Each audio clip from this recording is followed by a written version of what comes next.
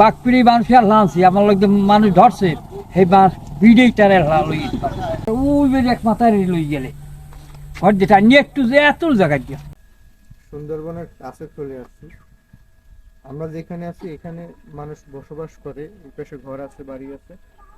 আর এই ছোট্ট একটা খাল, এই খালের ওই পারে কিন্তু সুন্দরবন। এটি এমন একটা গ্রাম, এই গ্রামের মানুষের প্রায় বাঘের সাথে যুদ্ধ করতে হয়। ছোট্ট একটা খালের ওপারে সুন্দরবন আর এপারে গ্রাম। অনেক সময় সুন্দরবনের বাঘ চলে আসে এই গ্রামে। এই গ্রামের অনেক মানুষ শিকার হয়েছেন বাঘের কাছে। তেমনই একটা সত্য ঘটনা শুনবো এই গ্রামের স্থানীয় একজন মুরব্বীর কাছ থেকে।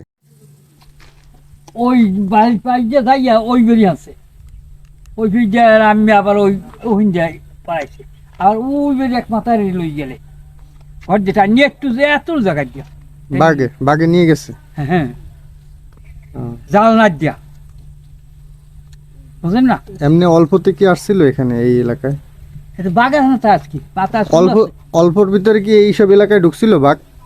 না শিগগিরাই নাই আয় এখন গাড়ি ঘোড়া রাত দিন সমস্ত গাড়ি ঘোড়া চলে বুঝলেন বাঘ ওই রকম আমি ওই বাঘপিড়ি মানুষের লাঞ্চি না হ্যাঁ বাঘপিড়ি মানুষের লাঞ্চি আমার লোক মানুষ ধরছে সেই বাঁশ ভিড়েই তারা লই যেতে পারে আমি সেই জন্য আলাড়ি করছি আর তাই সেই এরপর সেই মাল কাটিয়ে আছে বাঘ ওই বই রয়েছে আমরা থাক ওই যে বই থাক আমি সেই মানে হারিয়ে যায় না এমনি জঙ্গলের ভিতরে যাওয়া কি নিষেধ? যাওয়া যায় জঙ্গলের ভিতরে, কি আমরা যেতে পারবো? এইগুলোই দিকে ওই ফরেস্ট অফিসার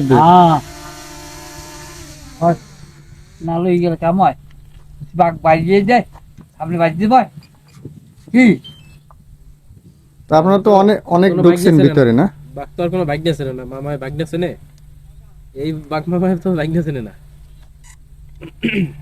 জঙ্গলের ভিতর পাড়ান যাবে ভাগ্যে বাধ্য ভয় তাহলে কারে যাইবেন কমবে হ্যাঁ দৌড়েই তো হাঁটতে পারবেন না পারবেন কোনো কায়দা নাই